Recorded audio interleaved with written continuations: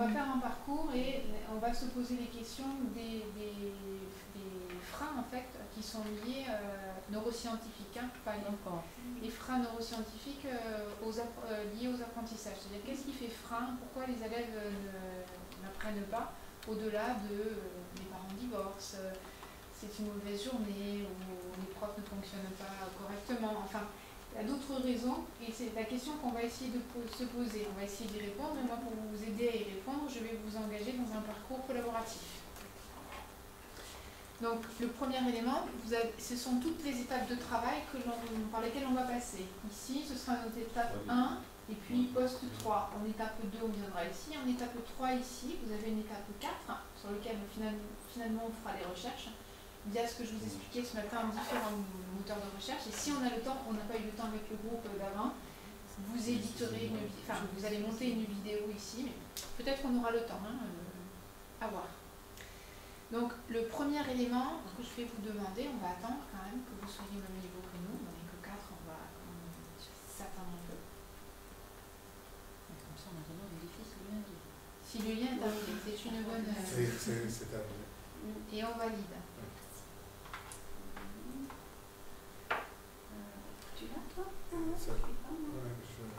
Ça me demande donc d'installer l'extension Chrome. Je fais pas moi. Mais il va arriver. Il va arriver. Ça a été très variable ce matin. En fait, ça arrive aux personnes artistes. Il y a une priorité. Tu nous as pas tout démarré. J'ai payé. Ah bah, si tu as payé, alors c'est normal. J'ai payé Google pour... Ça a été très variable. Il y en a pour qui ça arrivait tout de suite et pour d'autres, je n'ai pas l'explication à vous donner. Donc on revient sur le Padlet. Alors, dans ce cas-là Ah oui, mais donc comme c'est le second groupe, en fait... On a déjà les réponses. Je fais certaines réponses, mais... C'est gentil d'avoir pensé à nous. L'après-midi, voilà. Ok. C'est le lien, en fait. Enfin, il y a derrière le lien. Sauf que le clavier, Pardon, il y a des pardon, défauts. pardon. Non, Mais non, Puis après la couleur. En fait, il faut valider ton compte. Est-ce que tu peux cliquer? Le Padlet est ouvert? Tu dois recevoir un mail en fait qui te valide ton compte. Alors donc c'est toujours dans réception, je vais trouver le lieu.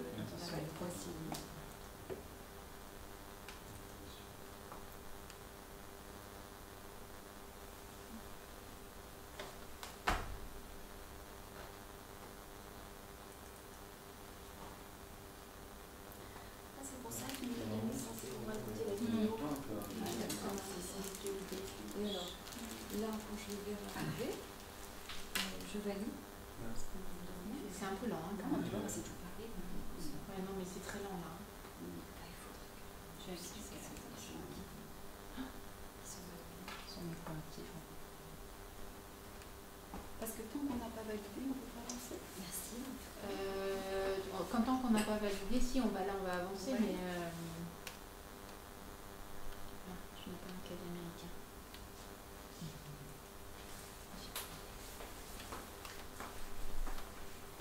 Ok. Donc...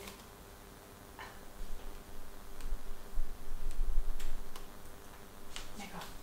Alors, c'est bon? Non, c'est pas arrivé encore. Eh bien, ça va arriver.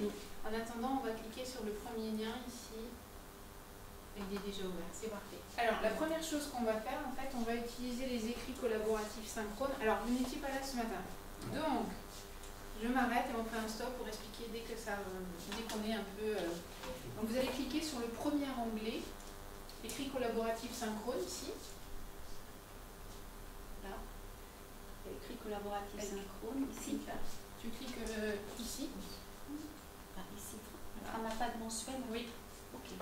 Et vous allez arriver sur cette page-là. Donc pour les deux demoiselles qui n'étaient pas là ce matin. Une demoiselle et une vieille dame. Et encore j'étais là ce matin. T'étais là. Elle parlait que de vous. Oui, ben, Les demoiselles. Les demoiselles, c'est vraiment... Donc en fait, qu'est-ce que c'est que les écrits collaboratifs synchrones? C'est une page sur laquelle on va pouvoir écrire ensemble en même temps. C'est-à-dire que c'est différent de... Là, quand j'écris seul. D'accord? Quand vous allez écrire là ensemble. Donc on a commencé à voir ce matin à quoi ça servait d'écrire ensemble et quels étaient les bénéfices, ils sont énormes. Donc tout ce que je vous dis, c'est pas juste mon expérience, c'est de la recherche. Donc j'ai détaillé ce matin longuement les processus de recherche, notamment en français, sur l'utilisation en fait, maintenant largement démontrée. Ça doit être très profitable. C'est extrêmement profitable. On va le détailler, on va le vivre et je m'arrêterai pour reprendre des éléments. Je suis désolée Anita et Mara, de manière à ce que tout le monde puisse se comprendre. Donc écrire ensemble, ben, c'est nouveau parce que quand on est tout seul sur sa page de papier, on fait à peu près ce qu'on veut. Quand on est plusieurs, on ne fait pas ce qu'on veut. Enfin, on peut faire ce qu'on veut, mais dans un cadre et des limites qui sont un peu différentes. Donc, je vais vous donner un numéro à chacun. Maran, je te donne le numéro 1. Véronique, je vous donne le numéro... On peut te tutoyer? Oui, bah oui. Je te donne le numéro 2. Oui. Nadia, je te donne le numéro 3. Et Anita, le numéro 4. Alors, pourquoi le numéro tout de suite? Parce que quand on ne donne pas de numéro, on va éviter de tomber dans le piège. Je l'ai fait, avec des classes. Et si je ne vous donne pas de numéro, que je vous demande d'intervenir sur la page, que va-t-il se passer très vite? Et on laisse les autres faire sa place, non? Non, ils vont vouloir tous faire. Et tout se mélange, Et on toutes les sait pas, réponses se et mélangent. voilà. Voilà. Tout le monde va aller à la ligne numéro 1 et à ce moment-là, donc on se prémunit, on pose des numéros. Et ce que je vais vous demander maintenant, c'est à côté de votre numéro, je vous ai posé une question. Du point de vue des neurosciences, quels sont les freins possibles reconnus en termes d'apprentissage nouveau? Je vous demande, là, c'est une prise de représentation initiale. Ce sont les vôtres. On est en étape 1 du processus d'entrée dans les apprentissages. Selon vous, vous avez dû lire ou avoir vaguement connaissance, ou un peu, ou une idée. Donc, représentation initiale à côté de votre numéro.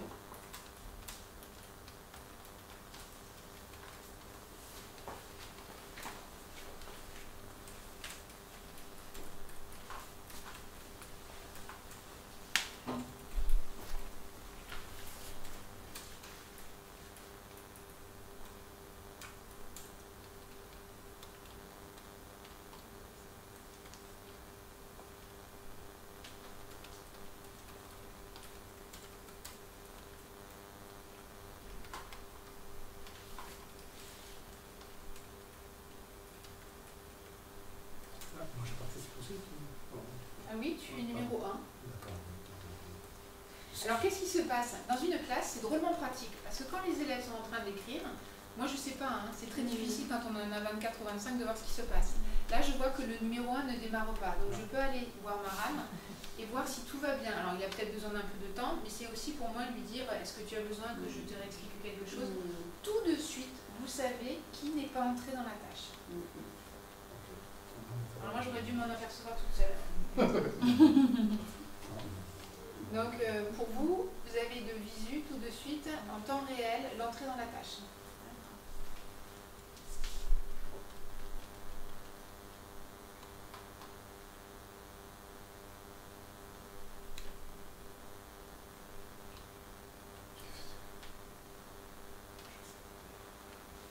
Maran n'a pas envie d'entrer dans la tâche.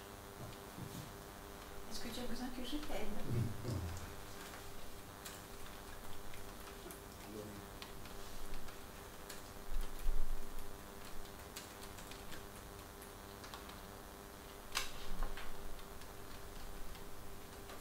Pourquoi je suis allée à la ligne, moi?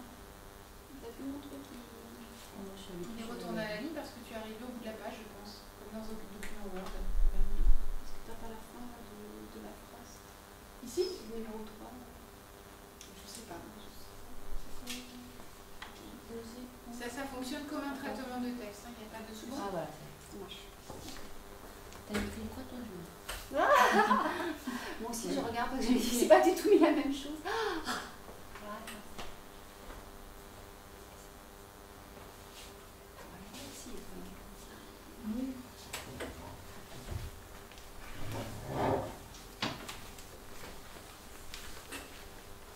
Donc, prise en compte des représentations initiales, à quoi ça peut servir de l'avoir ici de manière collective?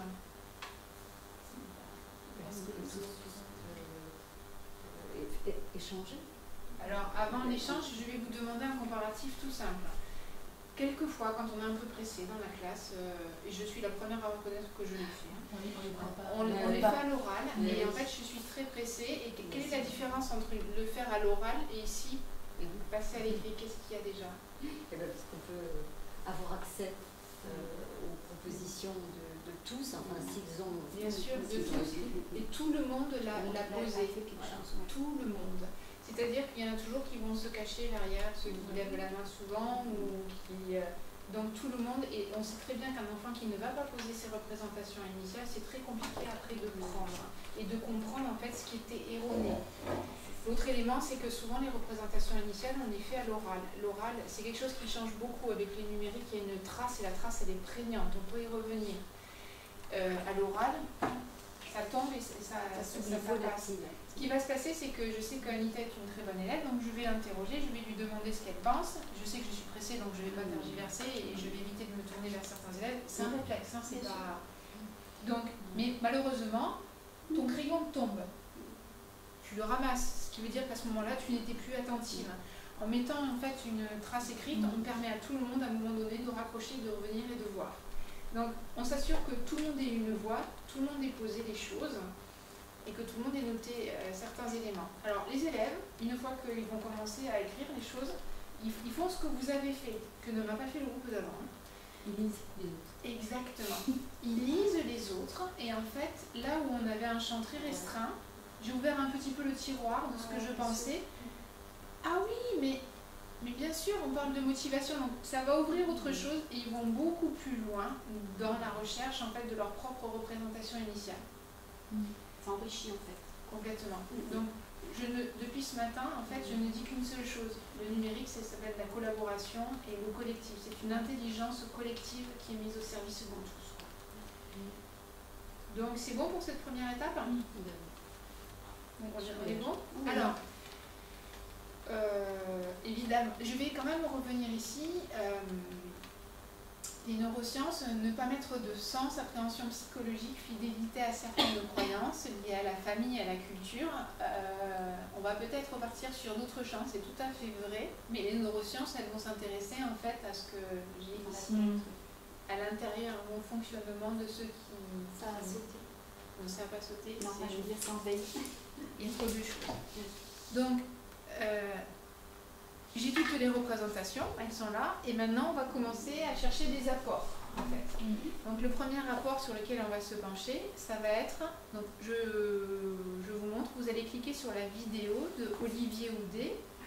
Vous allez arriver ici. Attendez, je vais passer des consignes avant. Ouais. Vous savez qui est Olivier Houdet? Ça me dit quelque chose le nom. Sûrement. C'est un chercheur en neurosciences qui a travaillé beaucoup en fait avec les enfants, notamment les enfants du primaire et de maternelle. Et, enfin pas que, et qui a travaillé en fait sur ces freins-là. Et bon, je pourrais vous détailler quand on aura terminé, mais il a trouvé quelque chose de très intéressant concernant en fait les systèmes d'inhibition. On n'est plus que les enfants qui n'arrivent pas à apprendre, n'arrivent pas à mettre en place. Donc là, c'est une première vidéo avec un premier rapport de réponse. Par rapport à une vidéo X, Y, Z, c'est un peu différent. Cette vidéo-là, en fait, moi, pour vous aider à la lire, je vous ai mis 3 questions. Qu'est-ce que la résistance cognitive? Pourquoi faut-il apprendre à résister à ses automatismes et apprendre à passer contre soi-même? Pourquoi au fond? Donc, par rapport à une vidéo normale, au moment où vous allez lancer la lecture, vous voyez qu'on retrouve les 3 marqueurs. Derrière chaque marqueur, j'ai la question qui revient. D'accord? Donc moi, ce que je vais vous demander de faire, c'est de regarder cette vidéo et de répondre aux questions. Donc vous allez bénéficier des réponses du groupe d'avant avec qui j'ai travaillé. Mais pour y répondre, il va falloir faire une petite chose qui n'est pas du tout en fait une inscription. Moi, j'ai besoin de savoir d'identifier qui vous êtes en fait. Donc je vais vous demander, là on ne voit plus parce que moi je suis identifiée. Vous avez en haut à droite de la vidéo quelque chose qui s'appelle Sign In. Pour retourner la vidéo, je fais ça? Non, pas du tout, on ne ferme rien. On revient là. Je reviens là. Et en fait, on clique là, ici. Alors, en haut, vous avez Sign In. Et quand on arrive à Sign In, on descend et vous allez rentrer en tant que guest.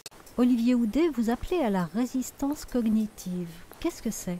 Vous avez une partie avant du cerveau qu'on appelle le cortex préfrontal, qui est une partie très exceptionnelle dans le cerveau, qui a une certaine puissance parce qu'elle permet de résister à nos automatismes de pensée. Et en même temps, elle est fragile et elle se développe lentement au cours de l'enfance, il faut l'éduquer, il faut apprendre à y résister au sens d'apprendre à utiliser son cortex préfrontal. Le système scolaire fait des choses formidables pour la répétition, l'accumulation de connaissances, ce qui nous fait construire beaucoup d'automatismes. Mais il faut aussi, à l'inverse, apprendre à résister à ces automatismes, à ces connaissances. Et ça, on le fait de façon moins explicite. Or, dans le monde qui nous entoure, vu la multitude des informations, il est évident que notre cerveau doit s'exercer à résister, à analyser, à trier, à ordonner. Nos décisions sont souvent trop subjectives, trop rapides et, même si l'émotion est bien en général, trop émotionnelle. Il faut apprendre à regretter en quelque sorte ou anticiper le regret de ces réponses en éduquant le cerveau à utiliser la région préfrontale que nous avons tous, mais qui est peu entraînée et étonnamment peu utilisée. Pour dire les choses simplement, la résistance cognitive, c'est apprendre à penser contre soi. Pas contre les autres, avant tout contre soi. Et on peut imaginer que partout, si les gens apprenaient un peu à penser contre eux-mêmes, on accroîtrait le potentiel de créativité, on accroîtrait la tolérance aussi sur le plan social, tolérance des points de vue, et nécessairement un système comme celui-là sera plus adapté, plus évolutif. Donc pour que collectivement, dans l'entreprise ou ailleurs, les cerveaux ne fonctionnent pas tous sur le mode automatique postérieur, avec éventuellement un supérieur hiérarchique qui serait sous le mode réflexif et préfrontal, il est utile de faire bouger tous les cerveaux dans les deux sens, des automatismes à la réflexion, voire l'inverse, et cela est nécessairement créateur de solutions nouvelles pour l'école comme pour l'entreprise. Aujourd'hui, dans le monde du numérique, avec ces tablettes que tout le monde a et qu'ont déjà les bébés, on n'a jamais pris autant de décisions tout le temps au cours d'une journée. Donc la prise de décision est au cœur de notre cerveau et c'est vraiment avec une réflexion collective sur comment fonctionne le numérique, comment va-t-il se développer et comment fonctionne le cerveau, dont on a aussi aujourd'hui, et seulement depuis quelques années, des images extrêmement précises. Et c'est en mettant en rapport ces deux machines, l'une biologique, l'autre digitale et numérique, que sans doute que l'on va rentrer dans une civilisation nouvelle, comme ce fut le cas à la Renaissance avec l'imprimerie, et que de ce point de vue-là, il faut absolument aujourd'hui articuler la psychologie scientifique du développement de l'enfant et du cerveau avec le monde de l'informatique, le monde de la politique, le monde de la décision, et ce ne sont plus des domaines séparés. On comprend aujourd'hui qu'autour de la prise de décision, l'enjeu est finalement le même, l'adaptation, la créativité, que ce soit dans l'éducation ou dans le travail. Quel est pour vous l'avantage d'utiliser une vidéo de ce type-là par rapport à envoyer une vidéo aux élèves quelconque, leur dire voilà, moi ça m'intéresse, vous allez trouver les réponses là-dedans et on les laisse vaquer tout seuls 3 minutes 40. Quel est l'intérêt? C'est que là on a des étapes qui permettent aux élèves d'avoir un coût cognitif bien moindre. Alors je me fais l'avocat du diable, je vous pousse un peu là dans vos retranchements. Oui, tout à fait. Mais en fait, tu sais, les étapes, je vais te donner un papier et je te donne les questions. Ah non, mais là, ça... Non, parce que là, on n'a pas à traiter l'ensemble des informations. Ouais. On sait où on va devoir où on va les obtenir. Ouais, c'est exactement ça. C'est-à-dire que les questions, quand je le donne sur un morceau de papier, même si je mets c'est une 25, souvent on regarde la totalité, on essaie de revenir. Là, en fait, vous avez un rappel visuel et je mets la question juste avant que la donnée soit émise par le présentateur, ou enfin qu'elle soit donnée dans la vidéo. Ce qui veut dire que l'élève reçoit l'information et se dit maintenant c'est ça que j'écoute, c'est ça que je cherche sur ce qui arrive. Jusqu'à temps que on arrive au second, à ce moment-là, la question arrive, on peut s'arrêter, il la lise et hop, à ce moment-là, on ne se focalise plus que là-dessus. Vous avez un retour qui est possible très facilement. Je reviens sur la question avec la main. Ça, on le fait de façon moins explicite. Or, dans le monde qui nous entoure... J'arrive pas à répondre à la question ici. Hop, je reviens et j'y reviens directement avec la main. On accroîtrait le potentiel de C'est très facile. créativité, on accroîtrait la tolérance. Qu'est-ce que vous y voyez d'autre? Par rapport à ce qu'ils aient chacun leur vidéo plutôt que la vidéo qu'on projetterait au tableau, c'est ça ta question?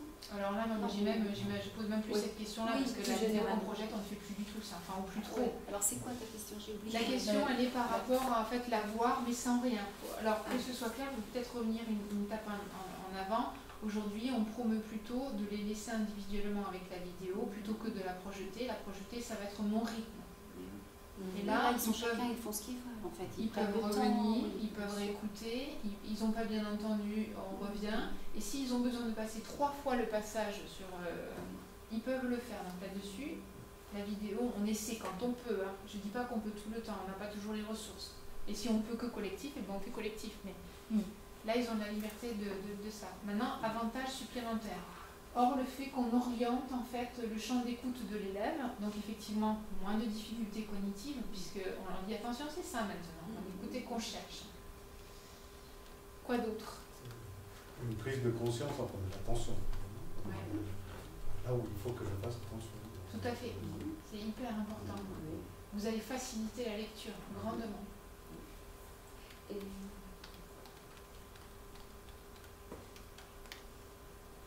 Donc c'est par rapport, je reviens quand même à ce que tu posais comme question, c'est-à-dire on est en train de chercher les différences et les bénéfices d'une activité telle qu'on vient de la vivre par rapport à celle qui consisterait à donner la vidéo sans rien, ou peut-être des questions sur le papier. Ah, peut-être des questions sur le papier. Au mieux. En fait, on est beaucoup plus en autonomie d'une certaine manière parce que là, comme tu le disais, tu fais le va-et-vient entre la question, ce que tu as écouté, ce que tu vas écrire, avec la possibilité de revenir. En fait, c'est la question du brouillon, tu peux modifier. Enfin, je sais pas, j'ai l'impression qu'on a plus de possibilités de revenir que dans un schéma classique. Et tu vas le faire, de par le fait que tu puisses revenir avec la main. C'est sûr. Que va-t-il se passer si je mets juste les questions ici par écrit? Ils n'auront pas envie de réécrire par-dessus parce que ça veut dire barrer. Voilà, il faut noter ici sur le papier. Ils le feront peut-être pas, ils vont vite noter quelque chose. Vite, tu m'as demandé de le faire, je vais le faire. Ils vont s'arrêter là. Et tu n'es pas certaine aussi qu'ils seront rentrés dans la tâche. C'est-à-dire qu'il y en a qui n'auront rien noté. Comme tout à l'heure avec Maran, sur l'écriture collaborative synchrone, je suis à l'ordinateur. Je circule aussi, hein. Et je vois tout de suite que, il va falloir que je me penche à Anita, je vois que sur la question 2, elle a fait le 1, elle a fait la 3, il y a quelque chose. Donc je le vois, je vais pouvoir aller vers Anita et lui demander ce qui ne va pas. Et aussi, il y a une sorte de stimulant, enfin de stimulation, je crois, supérieure, puisqu'on sait que celui ou celle, le professeur qui va avoir la totalité des réponses, va... donc elle va lire forcément en même temps que toutes ces réponses, et on se sent non pas en rivalité ou quoi que ce soit, mais comment dire, comme attendu davantage que si c'était un écrit comme ça jeté un peu rapidement. Là on prend plus soin. C'est tout à fait ça, et c'est d'autant plus vrai ce que tu viens de dire, que quelque chose qui est fondamental, on écrit pour être lu. Et là, les réponses, maintenant on avance un petit peu, les réponses elles sont lues par tout le monde. Voilà. Donc, qu'est-ce qui se passe maintenant? On va passer du côté de j'ai des réponses qui sont données. Que se passe-t-il? J'ai fait quoi là? Ah oui, parce que je suis passée ici. Ok. Donc, que se passe-t-il chez les élèves? Alors, là, le premier groupe, en fait, c'était marrant, ils étaient 8, et il s'est passé ce qui se passe, que vous verrez opérer dans les classes. Alors, je vais mettre de côté tout de suite une question que tout le monde me pose, et je vais vous la mettre de côté et enlever ce petit frein que vous pourriez vous faire à la tête. Le premier élément, c'est les profs me disent, mais aucun intérêt, ils ont tous noté le même élément, ils vont faire un copier-coller, ils vont poser. Et là, non, ils ne font pas ça, les élèves, du tout. Je dirais même au contraire. Ouais. Moi, au départ, ça m'a gêné. Voilà. J'ai pas envie d'aller copier la même chose que les autres. Alors, les élèves, au-delà, ce qu'ils font, c'est qu'ils vont lire. Et Et regardez, dans le groupe de 8, on le voit apparaître, les premières réponses sont succinctes. Et plus on avance, c'est pareil avec un groupe classe. Ils s'enrichissent. C'est-à-dire que ils auront vu ce qu'a noté Marane, et puis c'est comme si ça déblayait un peu le terrain cognitif et ça permettait d'aller plus loin. Et plus on avance, plus les réponses se sont fournies. Et eux-mêmes, ce qu'ils font, c'est exactement ce que tu as fait. Ils reviennent, ils disent, au départ ils vous demandent, après on leur dit que vous avez le libre choix. Ils enlèvent, ils copient, ils collent ce qu'ils avaient noté et ils continuent. Et bien sûr, ils rajoutent. Parce qu'en fait, ils se nourrissent de ce qu'ont dit les autres. Et autre chose de très important, bon, je ne vais pas vous refaire le cours sur Vygotsky, la zone proximale de développement, mais à un moment donné, quand les vidéos, le contexte est un peu, pas difficile, mais le discours n'est pas celui qui est habituellement donné en temps en classe, le fait que Véronique est reformulée là par ses propres mots, tout de suite, ça devient beaucoup plus clair. Tu as noté. Ah mais voilà, c'est finalement ça qui est dit. Je comprends.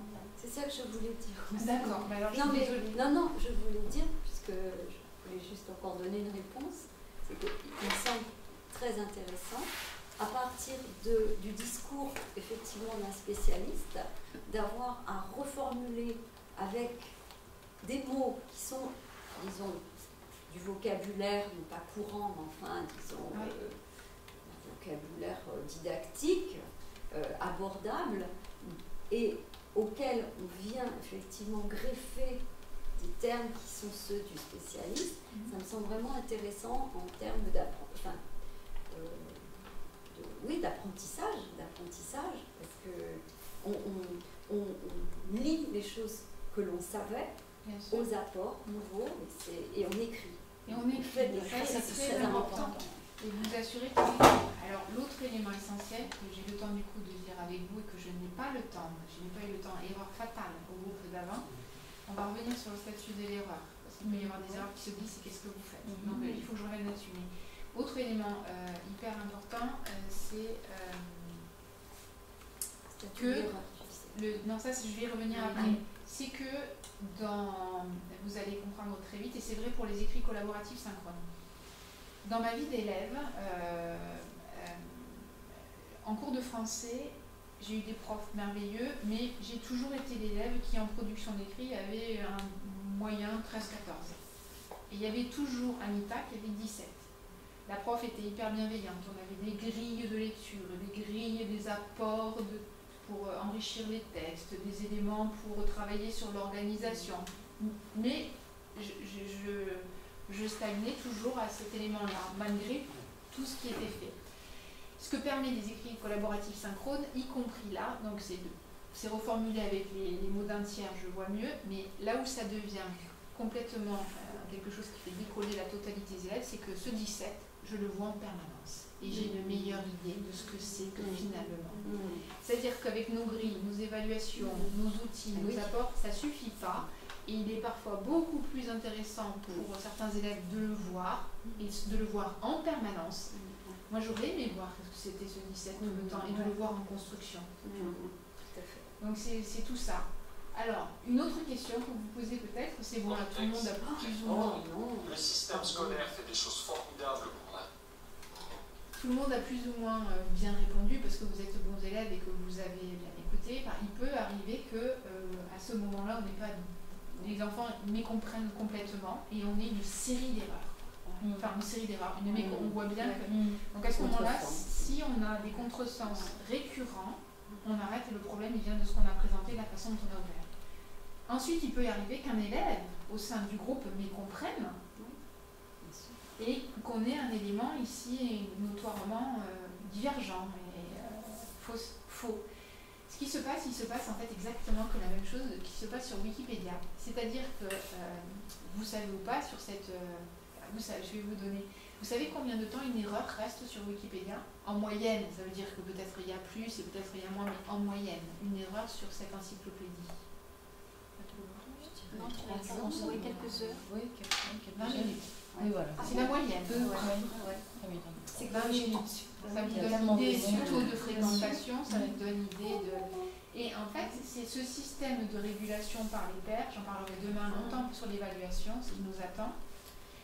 En fait, c'est la même chose ici, c'est-à-dire que la force du groupe, je vois par exemple que Véronique a fait une erreur, et souvent, hein, ils vont dire, ils sont extrêmement, quand on les laisse œuvrer, bienveillants. Véronique, peut-être regarde ma réponse, ou regarde ce que j'ai dit, ou regarde. Et ils s'autorégulent. Et Véronique, elle va comprendre aussi rapidement si personne ne lui dit, ouh là là, mais c'est autre chose qui a noté au-dessus, autre chose qui a ôté. Et tout de suite, on te donne l'opportunité, Véronique, de revenir avant qu'il y ait une quelconque correction formalisée. Donc par toi-même, au vu des écrits des autres, tu vas commencer à bouger. Les écrits collaboratifs, c'est une force. S'appuyer sur les autres et avancer ensemble et pas individuellement va beaucoup plus loin. Je vais vous le répéter sans arrêt parce que j'ai vu tellement de choses incroyables arriver et des enfants que je croyais perdus qu'ils ne sont jamais perdus. C'est juste qu'il faut trouver le moyen d'avancer ensemble et pas seul. Et qu'est-ce qu'on fait si la correction consiste uniquement à recopier ce qui est au-dessus ou en dessous? Alors, la correction ne va pas... On ne saura pas qu'il y a une correction. Moi, l'essentiel de mon travail, là, il ne va pas être que la correction et que je vais avoir un document. Pour moi, ce n'est pas le document de cours, là. Non, mais je veux dire, comment rattraper finalement cette procédure qui consiste à, effectivement, après s'être rendu compte qu'il y avait eu erreur, simplement à faire... Ils s'autorégulent, ils font tout seuls, c'est ce qu'il a fait. Ils viennent ici, ils vont mettre à la poubelle, ils vont réécrire. Oui, mais ce que je veux dire, c'est que la correction pourrait ne donner lieu qu'à une recopie de ce qui est écrit par ailleurs et n'apporterait pas forcément... Non, tout à fait. Donc, ce qui se passe là, c'est un document un peu brouillon, c'est que tu disais, c'est cet état de brouillon là, je reviens, on n'attend pas une forme syntaxique parfaite. Maintenant, on va passer à l'étape d'avancement. On en aura discuté, je ne le fais pas avec vous. Alors, qu'est-ce que c'est qu'un frein cognitif, une résistance cognitive? Qu'est-ce qui se passe au niveau-là? On en a discuté. Ça, c'est le travail préalable, et ensuite, on va vers une espèce de synthèse. Voilà, et je vais vous demander de revenir ici, maintenant. De revenir ici. Ça va changer complètement la représentation. Et je vous demande de laisser la représentation initiale, surtout. Et sous la représentation initiale, votre numéro, vous mettez ce que vous avez eu l'impression d'apprendre avec cette petite vidéo. Qu'est-ce qui pourrait complémenter? On revient donc à numérique. Exactement. Enfin, non, tu reviens ici, le document il est là, voilà. D'accord. Et tu reviens sur ton numéro qui est le numéro 2. D'accord, et je vais en dessous. Tu vas ou à côté. Là, tu cliques et tu viens ici en dessous. Hop. Qu'est-ce qui se passe? Non, ça c'est 3. Je ne connais pas ce clavier qui me dérange au plus haut point. Tu comprends pas comment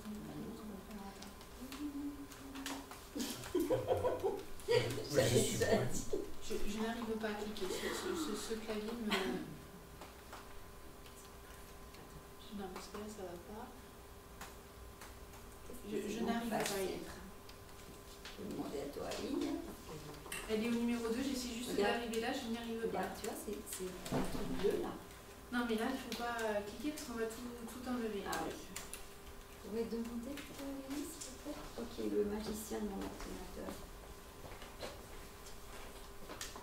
Tu vois, il faudrait que j'écris après ce qui était écrit. Non, je ne veux pas rentrer dans le document. Qu'est-ce que c'est que ça? J'arrive même pas à mettre quoi que ce soit. Tiens, Non, ça va. Tu vois ce que je veux dire? J'arrive pas à rentrer, je comprends pas.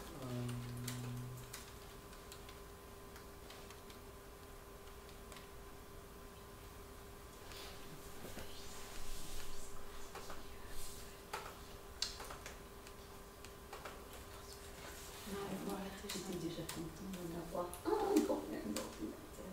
Mais apparemment, c'est pas toujours ça.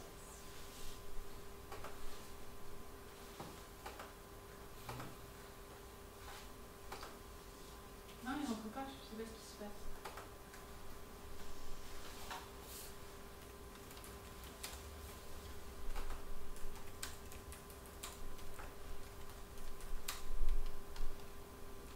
Bon, normalement, il y a, je vous assure, aucun problème. On peut rentrer dessus et on peut aller jusqu'à 21 participants. Je vous le déconseille. Au-delà de 21, ça commence à sauter.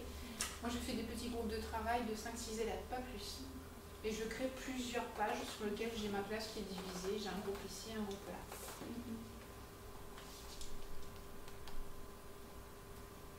Ça serait merveilleux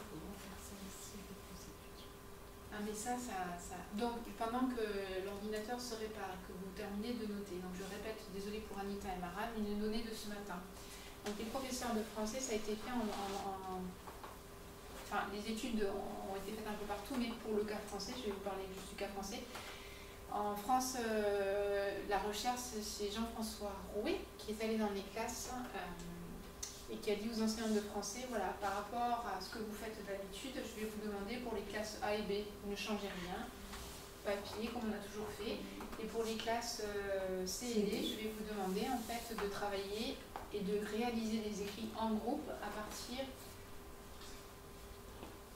partir des éléments d'écriture collaborative synchrone. Donc je ne serai pas aujourd'hui ici en train de vous montrer le système et tout ce qui s'ensuit. Merci. Tout ce qui s'ensuit si en fait les résultats n'étaient pas assez vertigineux. C'est-à-dire que les élèves, ils ont noté les résultats. Personne ne m'a posé la question ce matin, en fait, les résultats. De la façon dont ils avaient noté les résultats. Ils ont noté tout le monde sur papier. C'est-à-dire qu'au final, on a testé tout le monde avec une copie papier. D'accord ? Et ils ont regardé ce qui se passait. Pour les élèves qui avaient en fait vécu le travail en partie, hein, c'est complémentaire et séparé, en partie sur les écrits collaboratifs synchrones, les élèves en fait, en moyenne, le groupe test mettait 6 semaines pour acquérir une conduite discursive, l'argumentation, la narration. Et pour le groupe qui travaillait en écrit collaboratif synchrone, 4 semaines. Ce qui veut dire 30% de moins. Je ne sais pas si vous voyez, c'est vertigineux. On estime en recherche que avoisiner les 10%, c'est déjà très important. On n'avoisine pas, là on est à 30%. Donc les élèves avaient une acquisition de la totalité des compétences beaucoup plus rapide, 30% de moins. 2, les écrits étaient plus riches en termes d'organisation et de la construction, et plus long, beaucoup plus long. Alors, à votre avis, pourquoi ? Il y a 2 raisons majeures. Maintenant, c'est bien, je vous dis ça marche, mais il faut que vous compreniez quels sont les dessous de l'histoire et pourquoi ça marche, quoi. Celle déjà qu'on a pu donner, oui. C'est-à-dire que le fait de pouvoir accéder aux écrits des autres avait forcément aidé à la... Alors, on ne démarre pas de la page blanche et ça aide à avoir une meilleure compréhension de la consigne qui est donnée et de ce qu'il faut faire. Et c'est vrai que de voir le 17, là, sans arrêt, c'est très modélisant. Mais pas dans le mauvais sens du terme, j'ai une meilleure représentation finalement de ce qu'on attend, parce que les grilles, c'est pas toujours ce qu'il faut, quoi. Et en plus, c'est une modélisation qui se fait entre pairs. Oui, donc énormément de valeur. De plus en plus, même pour la construction du langage oral, à l'école maternelle et au cycle 2, on considère que donner la parole à tous les élèves d'une classe, là je fais appel des travaux de Pierre Perros, tu dois les connaître peut-être,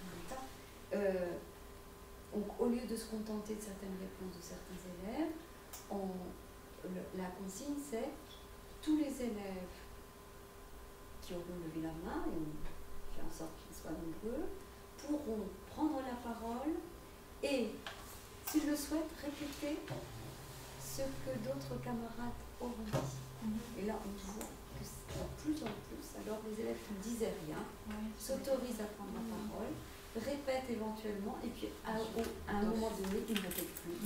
Ils ont déjà construit des compétences. Et donc, c'est un petit peu ça qu'on peut voir pour l'écrit. On avoisine ça. Donc ça, c'est un premier élément de réponse. Il y a 2 autres choses qui sont très importantes. Vous étiez là ce matin, vous les avez les réponses. Non, les aviez ? Peut-être le fait d'avoir un écrit, je dirais, qui est presque un écrit éditable. Enfin, c'est quelque chose qui est valorisant. C'est tout à fait vrai. Ce n'est pas les critères principaux, mais le fait que ce soit quelque chose de propre et qu'on arrive à relire, c'est un facteur indéniable sur la construction, revenir. C'est vrai que c'est plus facile.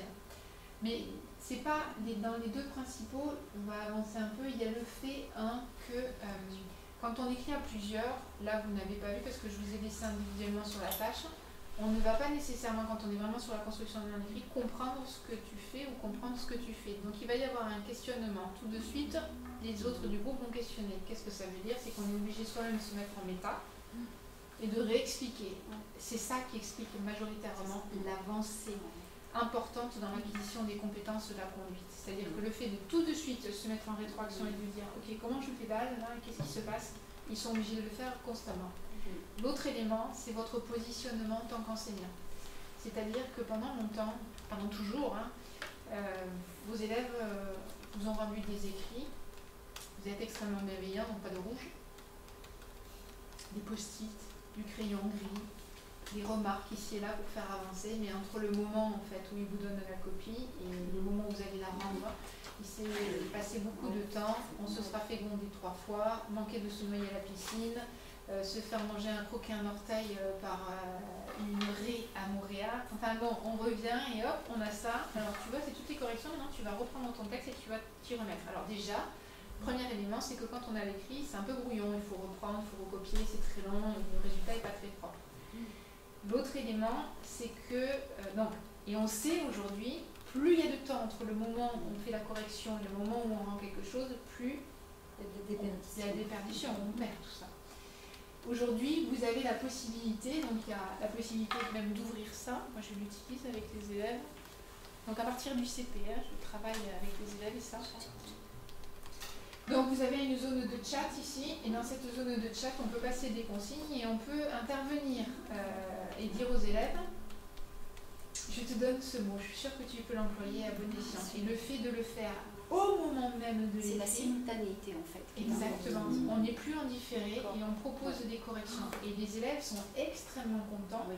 Moi des fois j'entre dans le texte et je dis, si tu ne le veux pas, tu l'enlèves. Je pose un mot, en plus on voit, ils connaissent ma couleur. Je prends toujours une couleur type jaune qui voit tout de suite. Ils voient tout de suite en fait quand j'interviens et on en discute. Ils le gardent, ils ne le gardent pas. Souvent ils le gardent, ils comprennent pourquoi je le mets.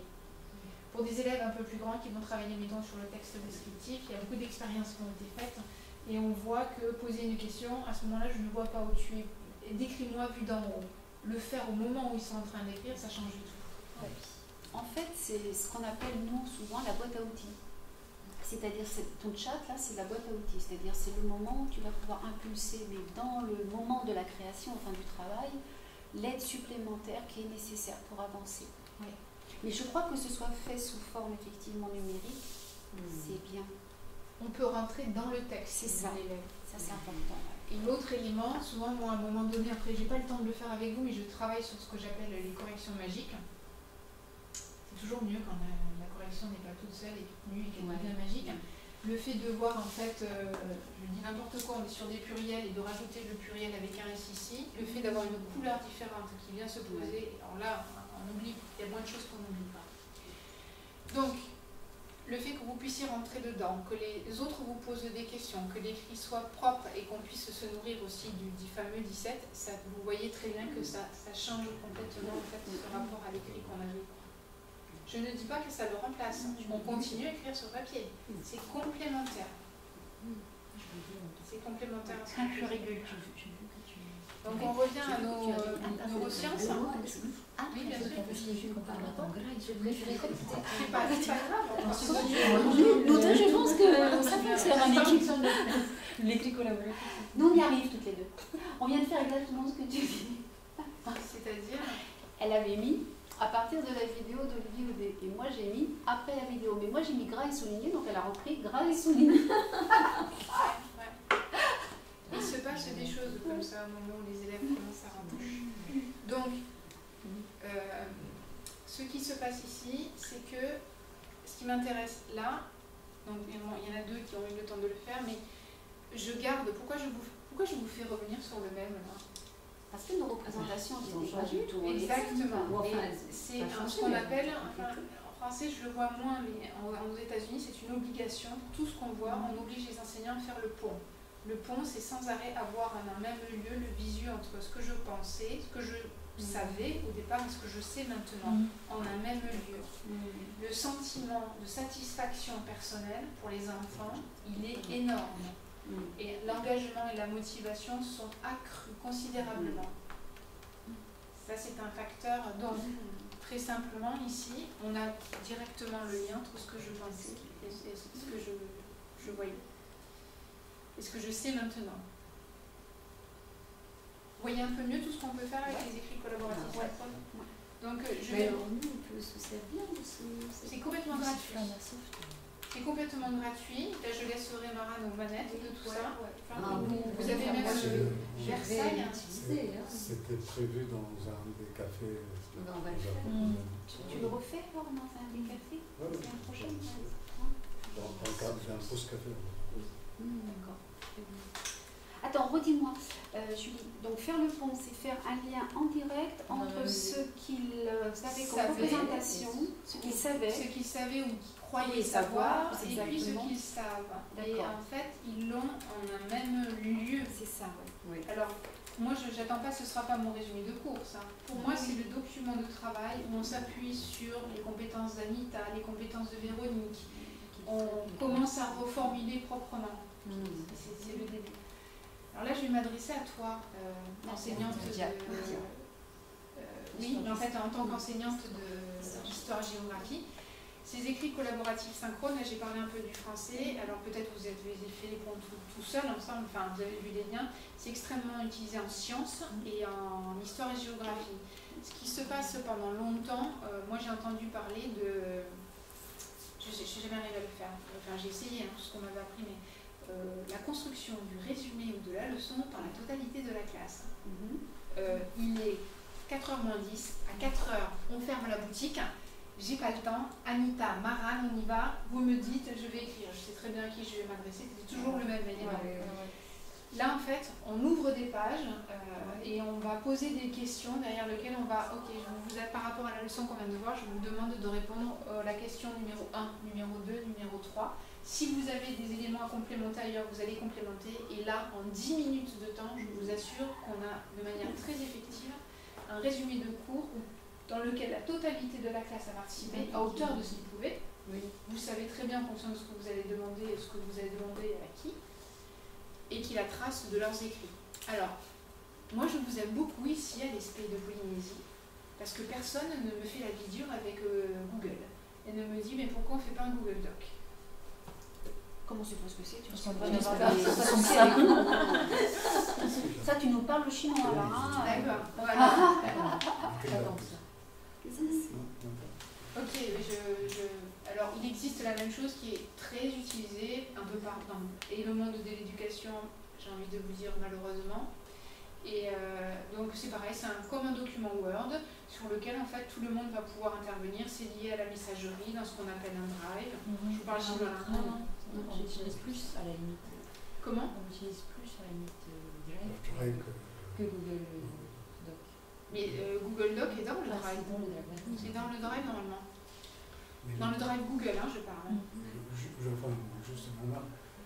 Mais sur Google Doc, il me semble qu'il n'y a pas de distinction, non? Tu ne peux pas distinguer les...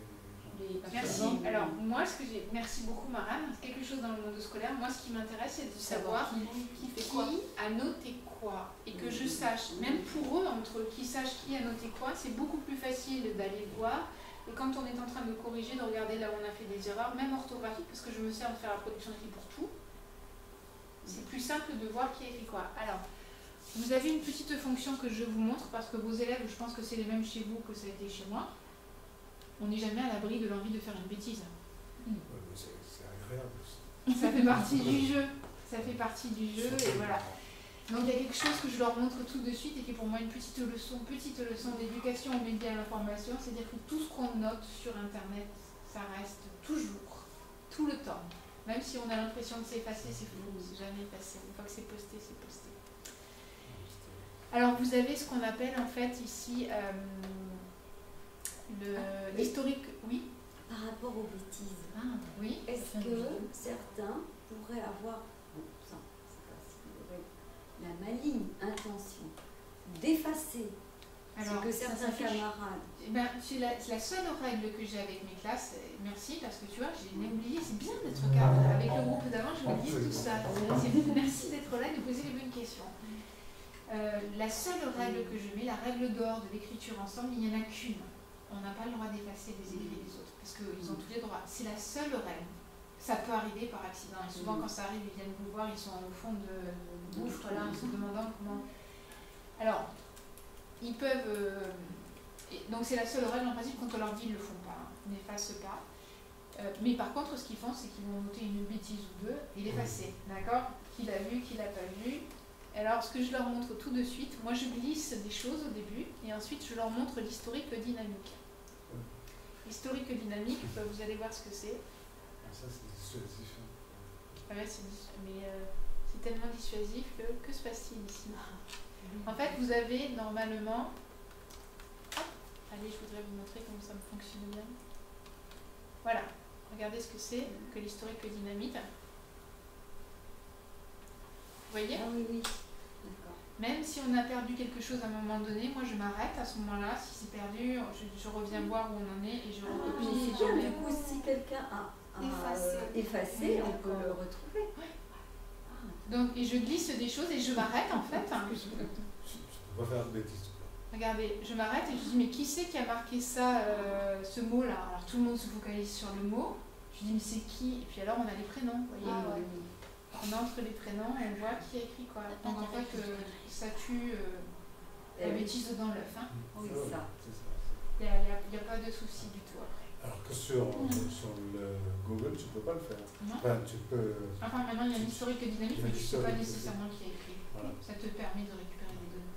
Finalement, alors c'est quoi ton logiciel? C'est Frama, je crois. Alors là c'est Framapad, mais vous pouvez utiliser Framapad, mais vous pouvez aussi utiliser EduPad Versailles. EduPad Versailles. Comme la ville de Versailles. Moi je décerne le concours de la pertinence à ce groupe. Mais c'est normal. On ne t'avait pas dit? Il n'y a pas de souci là-dessus. C'est la qualité. Il y a the best. C'est pour ça qu'on n'était pas là. Et on est modeste aussi, Thomas. On n'est pas se mélanger avec les autres. Alors regardez, vous avez en fait EduPad, EduPad Versailles ou Framapad. Je vous conseille de créer un compte, très honnêtement, comme ça vous pouvez garder vos dossiers, vous retrouver. Vous avez aussi la possibilité de juste créer une page comme ça, la voler, mais alors après il faut garder des liens, c'est un peu compliqué. Plus facile d'avoir des dossiers, ma classe de 6e, ma classe de master, ma classe de... Voilà. Alors, petite question sur moi, c'est pas une technique toujours. Tu vas sur EduPad, tu veux créer une page comme tu as fait toi avec ta vidéo, tes questions, etc. Tu es guidé, on te dit comment alors tu attends, fais. là on est en train de tout mélanger. Ah oui, d'accord. On est en train de mélanger. Non. Ça, c'est pour écrire. Ah, ça c'est d'accord. Ça, c'est l'outil pour écriture. Okay, pour faire la vidéo, c'est VideoHunt. C'est celui-là dont tu me parles. Ça, c'est très facile. VideoHunt, en fait, c'est gratuit surtout. Ça, c'est pour les vidéos. Si vous voulez les travailler, donc l'outil vidéo, je voulais parce que nous en recherche, on a énormément besoin de vidéos comme ça. Beaucoup de conférences à faire. Oui, pour faire de plus en plus simple, c'est super. Donc VideoHunt, vous créez un compte et une fois que... vous n'êtes pas obligé, je vous conseille de le faire. Moi je les conserve en fonction de ce que je veux voir, je les garde. Et une fois que votre compte est créé, en fait, quand vous voulez insérer une vidéo, donc je vous montre la limite du système. D'accord? Comme ça, personne n'y aura pas de cris, pas de pleurs après. La limite du système, c'est que vous ne pouvez utiliser que des vidéos qui sont sur YouTube. Voilà. Mais en fait, moi, ce que je fais, j'utilise beaucoup de vidéos que j'ai par ailleurs. Donc, j'ai créé ma chaîne YouTube, je les remonte, c'est fermé, donc j'ai pas de problème, et je les remonte là. Ça, Mara, je pense que pourra les aider si vous aurez. En somme, il y a des étapes entre les deux. Oui, si elles n'y sont pas, vous pouvez les mettre. C'est-à-dire que tu fais un transfert en fait de YouTube sur... Tu mets juste la vidéo qui te plaît, tu la mets là. C'est aussi simple, tu mets l'email, enfin, pardon, pas l'email, l'adresse. Est-ce que tu vois ce que c'est qu'une adresse? Bah oui, c'est quand tu vas chercher par exemple un document, c'est ce qui s'affiche en haut. C'est ce qui s'affiche en haut. Sur le navigateur, tu le copies, tu le colles et tu le mets là. Et à partir de là, ça remonte et à ce moment-là, tu vas arriver à ce document-là vierge. Et tu vas cliquer, tu vas mettre toi-même tes questions où tu veux, mais très simplement. C'est vrai que c'est simple. Je vous promets. Alors c'est tellement simple. J'ai des enfants de CM2 parce que ce que je fais travailler, c'est la réception mais la production. En cycle 3, même à partir du CE2, j'ai jamais eu besoin de leur expliquer. Ils font les vidéos pour les autres, ils les préparent pour avec les questions. Avec les questions. Ils y répondent entre eux. Il faudrait qu'on apprenne à faire ça. Donc si on a par exemple un document vidéo qui n'est pas sur YouTube, on peut l'envoyer sur YouTube. Oui, tu peux créer une chaîne YouTube. Tu peux créer une chaîne. Il faudra que tu le dises. Je le note, comme ça, pendant un des prochains cafés pour moi. Mais alors ça veut dire que tous devant nous, évidemment, disposent. Oui, il faut dire tous un ordinateur. Alors des fois, quand on n'a pas, eh ben, on va en avoir un pour deux.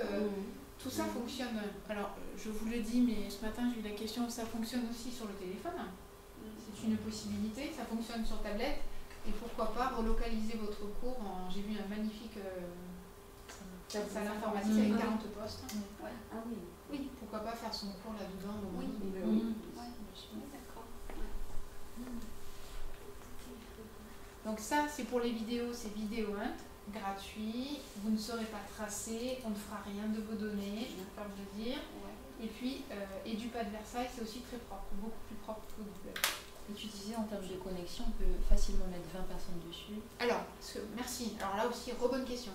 Vous pouvez jusqu'à 21 personnes. Je vous déconseille. Je vous conseille de faire de petits groupes et de faire des groupes de 5-6 élèves maximum. Et quand on est vraiment sur de l'écriture longue et pas sur des représentations initiales comme ça. Alors, quand je suis en train de créer un résumé de mon cours, je mets tout le monde. Pas de souci, je divise bien la tâche et comme ça, ils peuvent voir. Par contre, quand je suis sur des travaux là de représentation initiale, je vais en mettre 7-8. Au-delà, le document est trop lourd. Ils ne vont plus tirer bénéfice des éléments parce qu'il y en a trop. Donc vous allez créer une partie cachée, une partie... Exactement, ça vaut plus le coup. Et puis pour des groupes d'écriture, vraiment on écrit un texte, on écrit 4. 3, 4. Après ça devient compliqué. Moi je voulais te poser aussi une question, par rapport aux vidéos. Bon, quand c'est pas des vidéos d'écriture, rien ne t'empêche éventuellement de télécharger la vidéo, la recharger sur YouTube et tout à fait. C'est peut-être ça qu'il faut attendre. On peut faire soi-même un cours, faire une capsule vidéo. Ah mais parfaitement. Beaucoup d'enseignants le font. Oui, tout à fait. Voilà. Et vous me commentez ça. Tout à fait.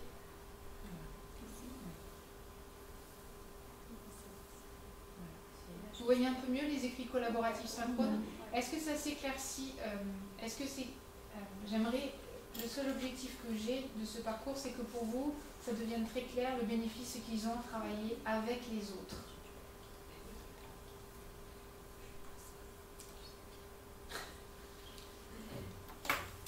Alors, si c'est clair, je pense que ce sera la dernière chose qu'on va voir aujourd'hui, mais c'est la plus importante.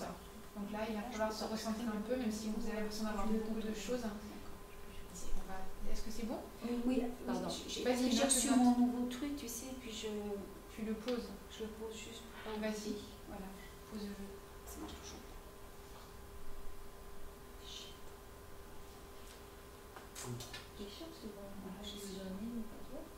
C'est bien le nouveau password.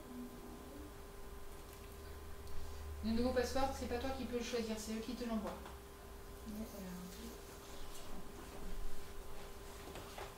Non mais continuez, ça ne vous inquiétez pas, j'écoute d'une oreille. Alors, on va passer au dernier élément. Et le dernier élément, c'est pas un des moindres. Pour moi, c'était le vertige quand j'ai vu ça. Donc, je vais prendre le papier pour vous expliquer ce que c'est, avant qu'on se lance virtuellement. Ça, c'est une page internet. Ok? Je tape neurosciences, hop, c'est ma page avec quelques données. Imaginez des articles. Ça, c'est la page internet. Hypothèse, dont je vous ai fait télécharger l'extension, c'est imaginer un filtre qui vient se poser devant la page. Je la vois toujours. Hein. Imaginez un papier calme. D'accord? Je devrais avoir un papier transparent. Je vois toujours mon texte, mais j'ai ce filtre-là. Et ce filtre-là, il va me permettre de vous aider à lire le texte. Qu'est-ce que ça veut dire? J'ai parlé ce matin de la lecture collaborative. Je sais très bien que sur ce texte-là, sur ce passage-là, il y a des données qui sont importantes. Celles-là ne m'intéressent pas, celles-là un peu moins sont importantes, mais ce n'est pas si facile que ça. Donc moi, je vais le surligner en jaune. Et je vais vous poser un élément, peut-être vous poser une question. D'accord? Je vais continuer mon texte, il va y avoir d'autres éléments de ce type-là plus loin. Donc, ce que fait Hypothèse, c'est que ça crée le calque. Je continue à voir mon texte, à partir duquel je vais pouvoir voir les annotations qu'aura laissées mon professeur ou d'autres élèves, et je vais pouvoir répondre aux questions sur un texte en ligne à plusieurs. C'est clair ce que je vous ai dit? Oui. Donc c'est incroyable, on peut tout utiliser sur Internet. Donc avant que vous lanciez, je vous montre à quoi ça ressemble. D'accord ? Parce que le texte, je ne vois pas s'il est dans le même espace. Je veux dire, l'espace sur lequel je peux écrire collaboratif. Je te montre. Donc on ne se lance pas tout de suite, là je vous montre.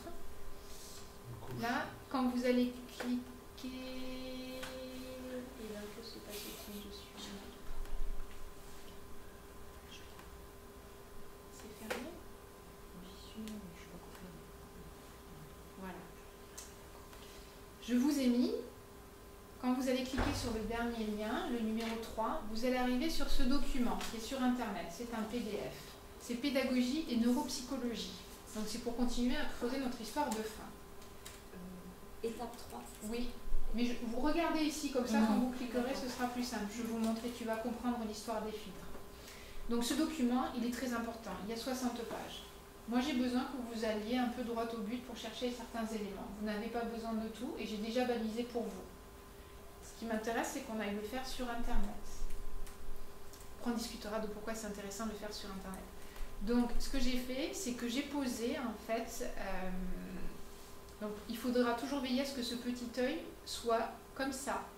Quand il est barré, c'est pas bon. D'accord ? Vous retenez ça, l'œil doit toujours être ouvert, pas barré.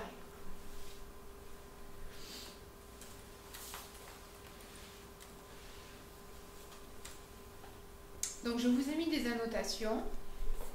Et ces annotations, en fait, je suis au début du document. Quand vous allez cliquer dessus, ici, donc, j'ai une question que je vous ai posée. Parmi les 4 notions, laquelle pourrait expliquer les freins éventuels des apprentissages ? Dans les apprentissages, je clique dessus. Hop, ça vous amène directement à l'endroit qui, moi, m'intéressait.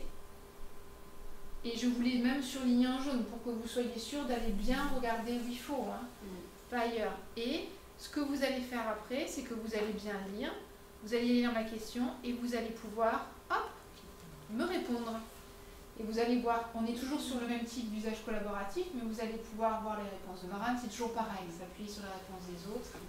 Et on a toujours un numéro ou pas ? Non, là, il n'y a pas de numéro. Là, en fait, comme vous avez créé un compte, il y a votre nom. Votre nom de... Moi, il y a mon nom, Julie. D'accord. Donc, vous dites, c'est bon, j'ai vu ce qu'elle m'a demandé. Ici, je vais vous montrer autre chose. Hop, ici, se tromper. Hop, je vais directement à ce passage-là. Alors, quelquefois, vous voyez, vous allez me dire, mais il est où le jaune ? Il est quelquefois là, la page elle est un peu grande. Et moi, ce qui m'intéresse, c'est que vous puissiez regarder ce schéma. Ici. Donc, se tromper pour apprendre la faute de l'erreur. Vous allez regarder le schéma, voir un peu comment c'est fait. Revenir ici. Donc, on a, vous voyez ce système de filtre ? Je reviens là. Et, ok, je suis là. Donc, ma question, quel frein peut ici expliquer que les élèves ne rentrent pas dans les apprentissages ? Ok, ça veut dire que le statut de l'erreur, même peut-être, il n'est pas celui qu'on devrait être. On le traite mal. Enfin, je prends des raccourcis. Vous allez pouvoir noter et cheminer avec les autres. Alors, quel est l'intérêt je vais reprendre quelques raccourcis. Si c'est plus clair le système de filtre ? Oui, tout à fait. Quel est l'intérêt de faire ça par rapport à vous donner le texte ? J'aurais pu le prendre, photocopier les 60 pages, chacun, vous les donner, et vous poser des questions. Toujours pareil, hein ? Mutualisation. C'est comme tout à l'heure. Mutualisation, on voit ce que posent les autres.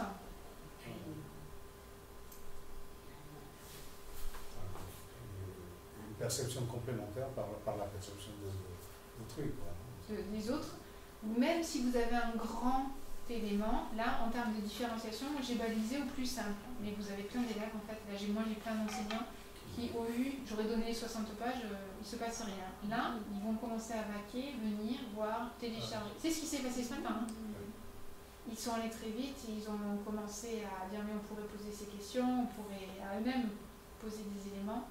Donc en plus, ce qui se passe, c'est que sur ce document-là, ils ont la possibilité, si vous l'ouvrez, de poser leurs propres questions et de noter leurs propres remarques. Ouh, j'ai trouvé page 45 un autre frein. Ben oui, ils avaient un peu plus de temps, ils sont allés voir. Et ça vous permet d'utiliser des matériaux sans coût et d'aller vraiment sur Internet. Quoi. Ouais, tu vas à l'essentiel. Tu ne vas pas perdre du temps aux autres. Alors moi, je m'en sers, je n'aime pas sortir, je ne fais plus de photocopies depuis longtemps. j'ai arrêté tout ça. Donc j'essaie de trouver des éléments qui me permettent de pallier à tout ça. Et en fait, par exemple, je travaille beaucoup avec les enseignants, je fais de la formation initiale aussi, de temps en temps, pour le premier degré là. Et j'utilise pour se rendre sur les sites EduScol. Parce que moi, c'est important pour moi qu'ils les voient. C'est dans absolument.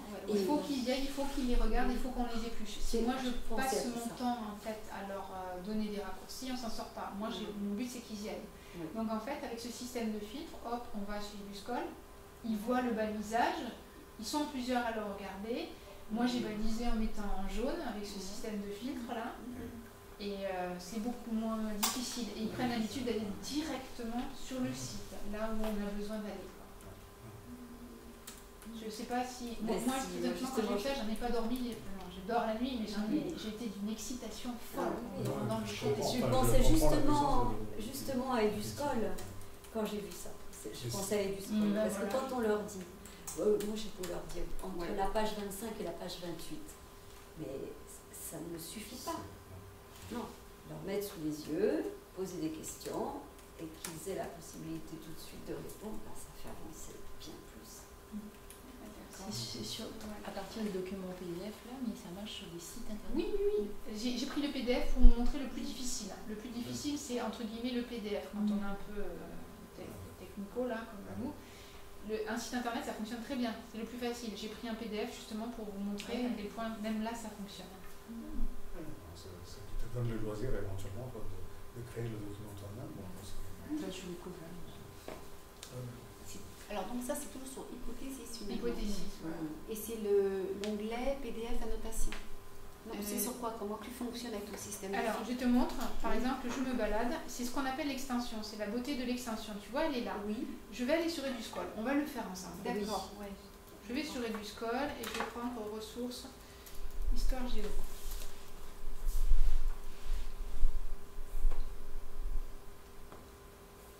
Bon, je prends n'importe quoi. Hein.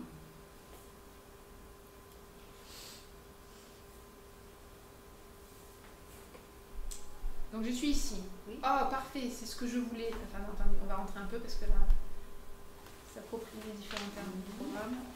On va prendre un peu de texte. Vous voyez quand ça devient un peu... Oui. Je prends un peu plus de texte que ça.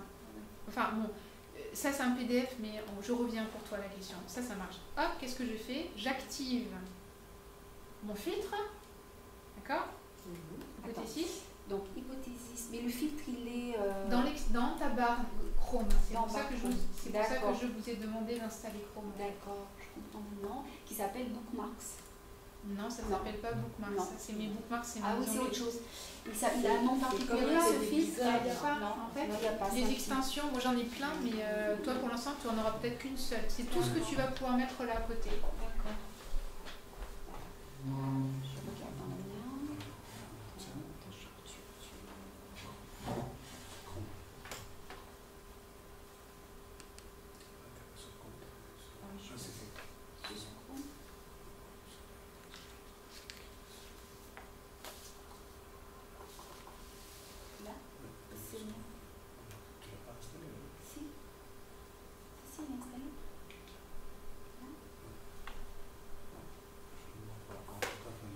C'est parce qu'elle n'est pas arrivée avec le mot de passe et tout ça, ça s'est pas arrivé encore. Ça y est, maintenant c'est fait. Alors oui, mais tu l'as fait pas sous ce navigateur-là, tu l'as fait sous le navigateur Internet Explorer. Je pense que c'est ça le souci. Tape Hypothesis dans Chrome. Attends, alors là je suis comme ça. Là c'est bon si je tape Hypothesis là-dedans. On va le copier-coller directement là-dessus. Il y en a que sur Internet Explorer.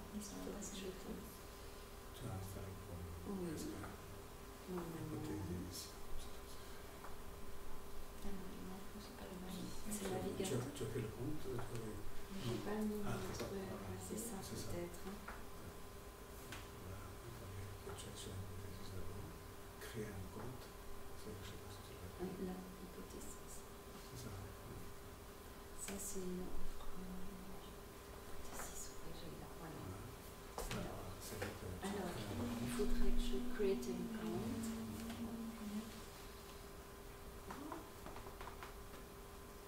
Dogue-toi maintenant sur Google Chrome. Tu l'as vu apparaître ton extension? Oui. Ok. C'est ça qu'on a C'est bizarre, je ne la vois pas. En fait, non, elle apparaît pas, mais c'est parce que j'ai fait quand même. J'étais pas dans le bon navigateur. Je le refais là. Oh, ils ont voulu taken, bah oui, c'est ce que Tu tout à l'as l'heure. déjà fait. J'ai déjà fait. Tu as ton cours. Oh, Il est là. ah bah oui, Il est posé, tu n'as pas besoin d'assurer du scroll. Toi, tu l'as l'extension. Oui, d'accord. Du coup, là, j'y suis sur le code. Ok. Et du score. Install. Ah, ok, d'accord. Install. D'accord. Et du score ressources. Non, je crois que tu as tapé sur login. Oui. Il y a un problème de mot de Ouais, j'ai un passe. problème, ouais. C'est la troisième fois. Non, mais moi, tu sais, c'est systématique. Non, J'ai jamais cru que ça marche du premier coup. Je En dois fait, avoir je- un problème. Le problème, il est que Ouais. je pense que tu n'as pas compris comment fonctionnait le reset Ouais. d'un mot de passe et que tu dois faire toujours la même erreur. Tu crois? Ah oui. Tu sais, Bon. c'est pas les Je ordinateurs le ferai qui tranquillement. fonctionnent. Je le ferai C'est- tranquillement à la maison. Ce qu'il faut, c'est que je regarde sur quelqu'un où est-ce qu'il se situe. Mais en fait, c'est celui qui a sur un écran de télé. Voilà, là, c'est ça. Voilà. Il se mettra là. D'accord. Et donc à ce moment-là, une fois que c'est là, hop, on va... vous avez la possibilité de noter des notes très générales. Donc là, c'est pas rattaché à un élément. Je vais noter que ce qui m'intéresse dans ce document, c'est... Ça, c'est une note très générale. Oui. Ensuite, si vous voulez, vous...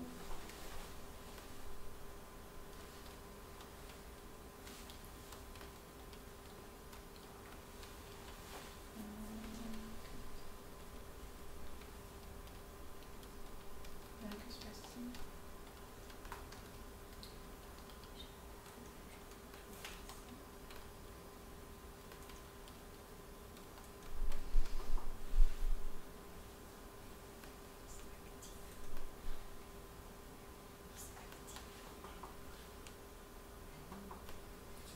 Oui, mais moi je voulais mon nom de Clique dessus. Ah, je clique comme ça là.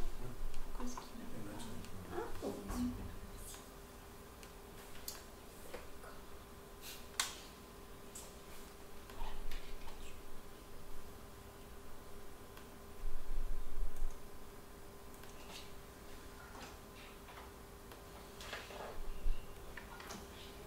C'est parce que je l'avais pas installé. Regarde, je suis Mais dessus, mais je l'avais pas installé. Il est Je pas passe si ça. Là, il fait là, c'est sur Google Chrome. Oui. Passionné. Ok, voilà, je mets ça. Ok, c'est pour ça. Ouais, ça doit être ça. Je sais pas si je coupe la minute de travail. En fait, t'es sûr que t'es sur Google Non, la preuve que non. Ce qu'il dit de télécharger.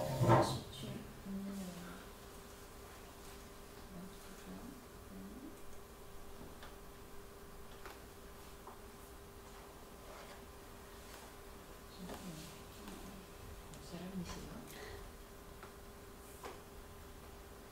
Voilà. Télécharger comment? Ah, attends. Je suis désolée, là, il m'arrive un truc, je crois que je vais redémarrer. Il n'est pas content. Ah ouais. Non, parce que vous avez la possibilité, vous avez un marqueur, on highlight et on pose le commentaire à côté, c'est simplissime. Ça m'a pris 2 secondes de préparer le document hier soir. Ouais. Là, je sais pas ce qu'il me fait. Enfin, je crois savoir, il n'aime pas du tout ça en fait. Mon ordinateur se met à dysfonctionner quelquefois quand il est relié aux vidéos assez longtemps. Parce que c'est bon, mais je le sais. Donc en gros, de manière très simple, une fois que vous êtes sur la page que vous voulez, vous activez l'extension hypothésis. Une fois que c'est activé, là il n'est pas content, parce qu'il ne me fait rien du tout. Vous avez ces éléments qui apparaissent ici. Ah oui. Donc, Avec la petite flèche. voilà. Et à partir de là, vous faites les annotations. Et il me manque ici le tag en fait. J'ai la possibilité de taguer. De même surligner. Voilà, c'est ça. On surligne. Le surligne, ok. Vous avez vu? J'ai activé donc le surligne. D'accord. Je highlight, ok. Mais je vais aussi, hop, je vais aussi annoter ce highlight. Et je vais marquer quel est blablabla. Et donc, je fais quelque chose. Ah oui, j'ai oublié de vous dire. Il faut créer des dossiers. Voilà, moi j'ai créé des dossiers, mais ça je vais le publier dans Formation SP Polynésie, c'était pour vous, le groupe. Vous pouvez donc, en fonction de, vous avez 3 classes, un groupe MEF, enfin n'importe quoi, vous choisissez où ça va être publié. Comme ça, vous ne vous en occupez plus. Et ce qui veut dire que c'est très intelligent, alors là peut-être ça va vous dépasser un peu, mais ce qui veut dire que sur un même document, vous avez 3 groupes différents, 3 profils différents, vous allez pouvoir choisir où vous envoyer. Et par qui ça va être vu. C'est fort, hein. Et tu peux créer aussi 3 parcours différents. Oui, bien sûr, à partir d'un même document, que tu gères toi avec ton propre hypothèse. Mais je l'envoie sur Espadon ou je l'envoie... Non, tu n'envoies rien sur Espadon du tout, ça reste sur Internet. Ah, sur Internet. Par contre, si tu as 3 documents différents, tu es obligé de les ouvrir dans 3 onglets différents. Toi, en tant que comment on appelle ça, concepteur, gestionnaire, tu n'as pas besoin d'en ouvrir 3. Par contre, si eux, ils ne pourront pas tout voir. D'accord. Ah oui, ils vont voir ceux de leur groupe, ceux qui travaillent dans le groupe. Voilà. Le dernier élément, mesdames, j'ai pas le droit de vous lâcher sans vous montrer ça, sans vous expliquer que quand même, ils ont fait beaucoup là. Mesdames et messieurs. Mesdames et messieurs. Mais en fait, non, j'ai dit mesdames parce qu'ils ont déjà eu l'information ce matin, c'est pas mesdames et messieurs. Je me suis excusée, j'ai fait quelques... J'ai rattrapé. Ils ont déjà l'information en fait, celle-là. Je vous ai mis ici, gardez-le dans un coin de votre tête. Quand on passe 86% de notre temps quand on est sur notre ordinateur, sur Internet, pas sur notre ordinateur, et sur Internet à faire des recherches. Vous n'êtes pas toujours obligé d'utiliser Google, vous pouvez en utiliser d'autres. Google, c'est pour rechercher l'information. Vous en avez d'autres. Je vous ai mis Quant, qui est très bien pour les élèves juniors. Et ce matin, on a travaillé à partir de celui-là, qui n'est pas vraiment connu, c'est Ulby. Et Ulby, il a cette fonctionnalité importante de vous permettre... Regardez, je fais une recherche en neurosciences. Et donc, ce qui vous permet, c'est de faire... Donc, moi, on ne voit pas très bien, mais normalement, si j'avais un ordinateur, voilà. Neurosciences, je vais avoir en fait des éléments qui viennent ici m'aider. Donc, j'étais sur le cerveau. Ça veut dire que quand je travaille sur les neurosciences, je peux avoir des éléments sur le cerveau. Et ça donne tout un tas d'autres branches sur lesquelles moi, je ne pensais pas qu'on pouvait avoir un lien. Vous voyez un peu comment ça peut être. Voilà. Vous savez tout sur tout.